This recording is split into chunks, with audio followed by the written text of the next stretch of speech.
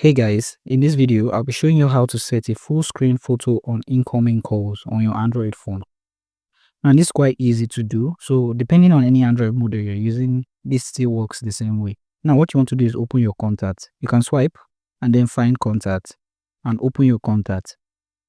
Here you'll be able to find all your contacts on your device. You can tap in the search section here and search for the contact you want to add an image to. Tap on the contact and it will bring you here.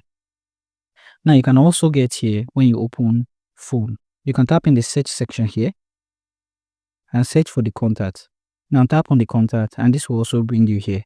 Now once here, you want to tap on the edit icon at the top right corner of your screen here. Here you find picture and calling cards. Now if you want to make the image full screen, you want to tap on the plus icon on calling card in this section. Here you can immediately go to your camera, gallery and Google Photos. Tap on gallery and search for the image you want to use. Now select the image and you get extra customization you can use here after adding the image. You can change the font.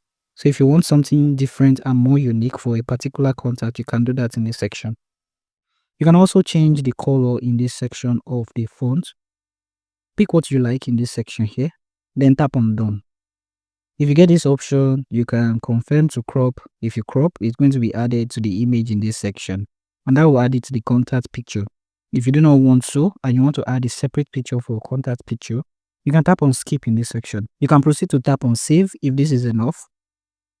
But if you want to add an image, you can tap on the pencil icon here, tap on gallery, select the image you want to use, adjust it in this section if possible, and then tap on choose.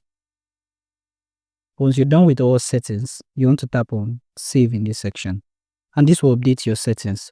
Now when that contact calls you, you'll now see picture card as well as profile picture on the contact call. So thank you for watching this video and I hope you found this video helpful. If you do find this video helpful, feel free to leave a like, subscribe and have the post notification turned on.